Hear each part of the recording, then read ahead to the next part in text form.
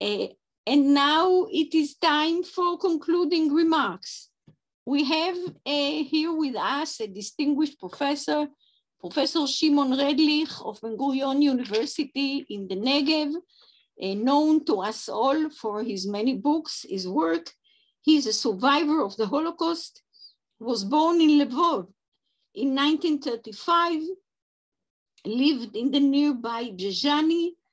He studied history at the Hebrew University, Soviet studies at Harvard, received his PhD from New York University, and we know that he has published numerous books and articles on Jewish history in the Soviet Union, Poland, and Ukraine. And most interestingly is the trilogy that he has written. It's an autobiographical trilogy which he has written about himself, about his own life. One about the time of pre-war and then Second World War, then after the war, then his years in Israel. And now he's even writing a sequence to this trilogy about his journey into history, which will certainly arouse as well a lot of interest, like his trilogy.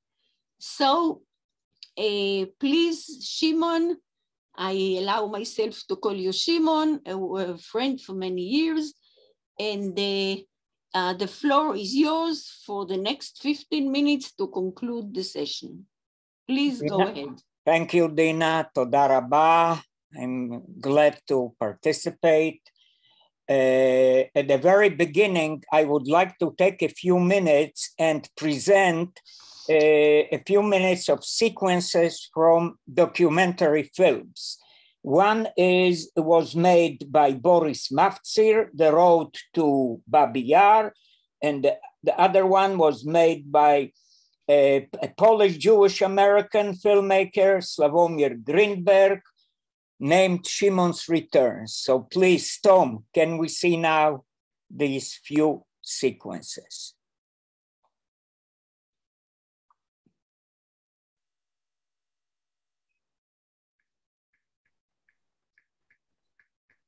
On July 4th, 1941, when the first German units started coming to entering Bzezhany, young Ukrainians broke into the prison, into this building right here, into the prison, and started checking what is happening inside. And inside there were dozens of corpses of Ukrainian prisoners killed by the NKVD before they left Berezhany. Jewish barber by the name of Fener. He used to work in a barber shop right here in this old small building. And I'm reading now from Fener's testimony. Thousands of Ukrainians from the surrounding villages arrived in town and gathered in front of the prison, apparently right here. At a certain moment, I saw two Ukrainian policemen wearing blue and yellow armbands, escorting a little Jew with a broom in his hand into the building. A few minutes later, the Jew, beaten up and bleeding, appeared in a second-floor window. A Ukrainian who stood at his side yelled, "We just caught a Jew! We just caught a Jew who murdered our brothers." Suddenly, a pistol shot was fired from the crowd that was standing all around here, and the Jew fell out of the window. Loud cries of death to the Jews were heard all over. Most of the Jews who perished in Bzezhany on that day were murdered with broomsticks, with nails attached to them. Crowds of Ukrainians dressed in their national costumes marched down the streets shouting, "Death to Jews, Poles, and Communists."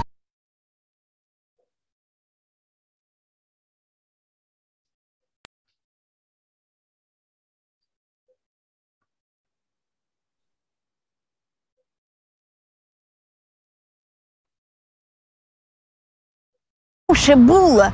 І татко прийшов, то бабця мила ті мешти з крові татові. We have to remember that Bolsheviks were killing and murdering Ukrainian nationalists. And then Ukrainian nationalists were taking revenge on whom they thought or felt that are identified with Bolsheviks. The Jew as a symbol, not the specific person, but the Jew as a symbol, as an image, was identified by Ukrainian nationalists with the Bolshevik rule. There was the prevailing image of the Judeo-Bolshevik, in other words, of the Jew communist, which is not, of course, not correct, but this was the image.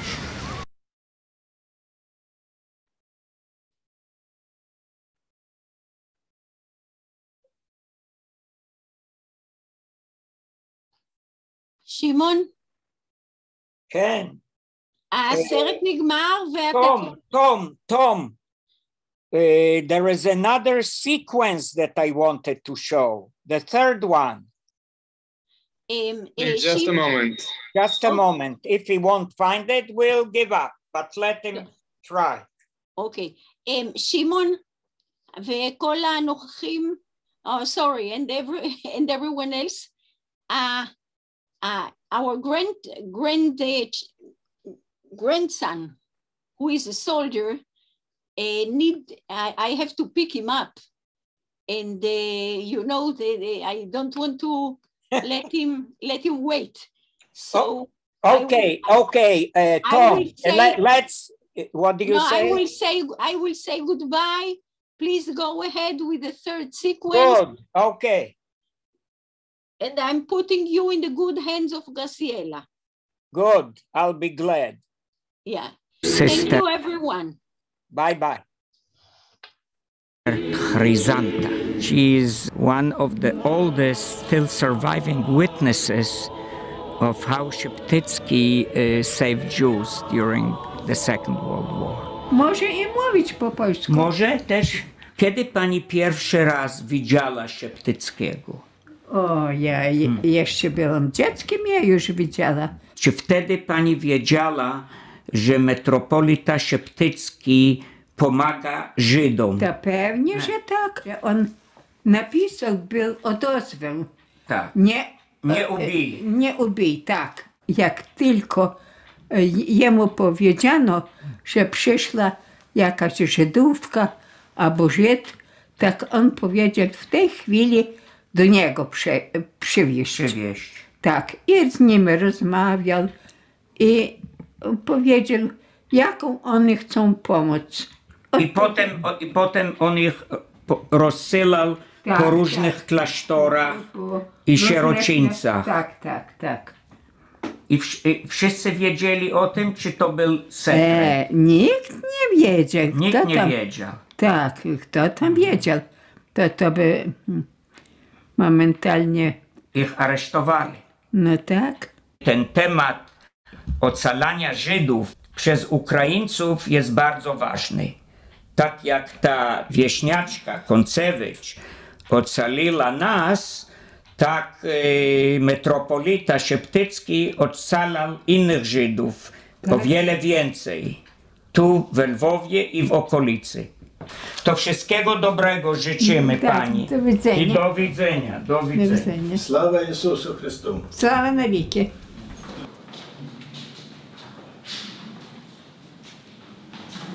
And it's already many years that I make an effort to have him recognized as a righteous Gentile.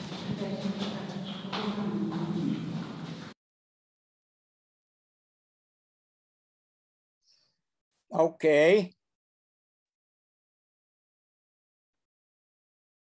Can you hear me? Yes, we can. Okay, good. Yeah. Now, I would like just to make a few concluding remarks. First of all, it has been an excellent idea to devote the latest issue of Moreshet to Eastern Galicia in those years of German occupation, 41-44.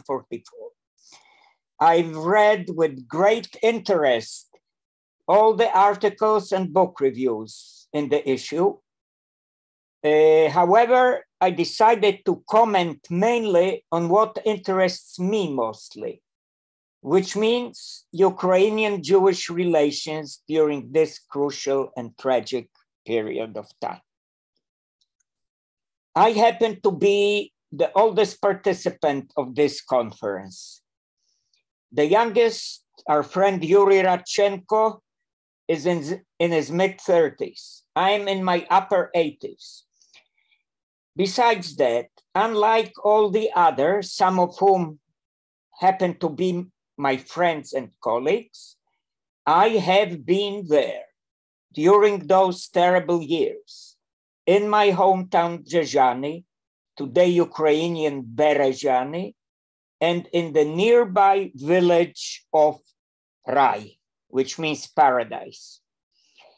I've been a student of history for over 60 years, and I still believe in Leopold von Ranke's idea that our job is to tell the story of the past, wie es eigentlich gewesen, how it really was.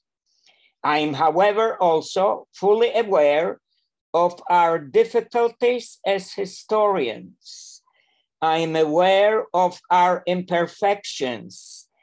According to E.H. Carr, I quote, "History is a continuous process of interaction between the historian and his facts, an unending dialogue between the present and the past." Grzegorz Rosoliński's contribution, his article, is an excellent example of faulty descriptions of a specific past. In a concise and clear manner, he succeeded to point out how various authors and scholars wrote different and conflicting histories of Jewish-Ukrainian relations under German rule in Eastern Galicia. Whereas Jewish historians exposed Ukrainian extreme nationalists' murder of Jews, Ukrainian authors avoided this issue for decades. John Paul Chimka, a longtime friend and colleague of mine. Please distance a bit from the camera because we can't see you. Ah, you can see me? Okay. Now you can see me? Yes, this is great. Yes, yes. This is great. Okay. Let me see. So what I was saying that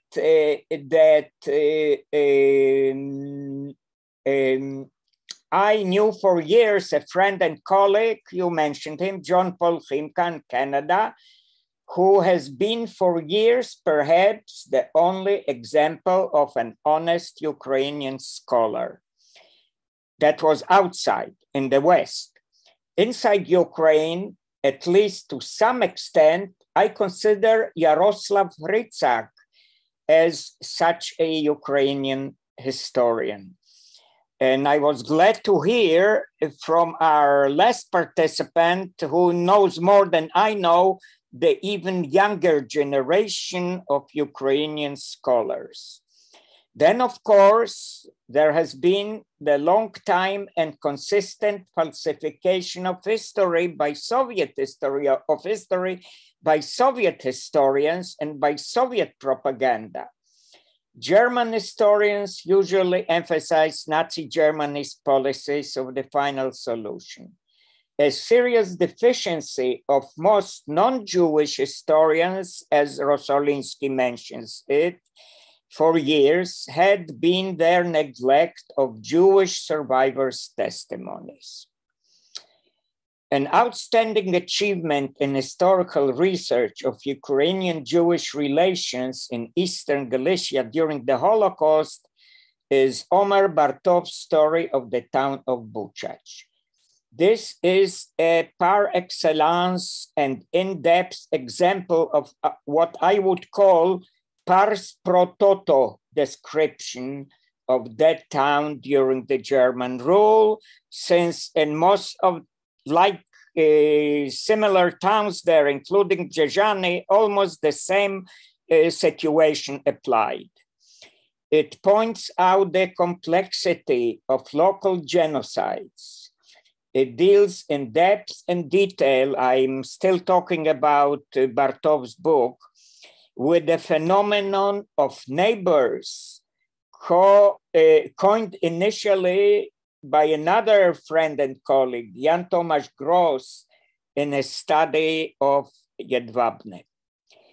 Bartov revealed, among other phenomena, a significant component in Jewish memory of their Ukrainian neighbors, namely that, I quote, Ukrainians were worse than the Germans, close quote. Not because they actually were, but rather stemming, that's my comment, stemming from an emotional sense of betrayal by their close neighbors. To conclude, I would like to mention with all humility, my pioneering study of the town of Brzeżany, where I lived for my first 10 years, published in 2002 by Indiana University Press, in which I dealt in detail with the Polish-Jewish-Ukrainian triangle in pre-war and wartime years, as well as with the particular and often exclusive memories and perspectives of a dramatic and traumatic past. Part of my book are my personal memories and the story of my rescue by a Polish and Ukrainian family. It is also therefore that I miss among the subjects of Yalkut Moreshet, I miss the complex and controversial story of Ukrainian savers of Jews in Eastern Galicia. I cannot conclude my remarks without at least a fleeting reference to the present day situation in Ukraine. Contemporary Ukraine, under attack from authoritarian Russia, and in spite of its extreme nationalistic fringes, and to my opinion, these are fringes, is basically a fledgling democracy with a rather low percentage of anti-Semitic attitudes. And on a rather optimistic note, in these tense and dangerous times, when I have recently asked the Polish Nobel Prize laureate writer Olga Tokarczuk, I asked her, how come that Poles who had acquired difficult and conflicting past vis-a-vis their Ukrainian neighbors, how come that they widely opened their doors to Ukrainian refugees? Her short and very clever and wise reply was, and I quote Tokarczuk, not myself, we did not see them as Ukrainians, but as human beings. That's what I wanted to say. Thank you. Thank you very much, Shimon Redlich, for your participation. Thank to George Rosolimsky Liebe and Per Anders Rudling.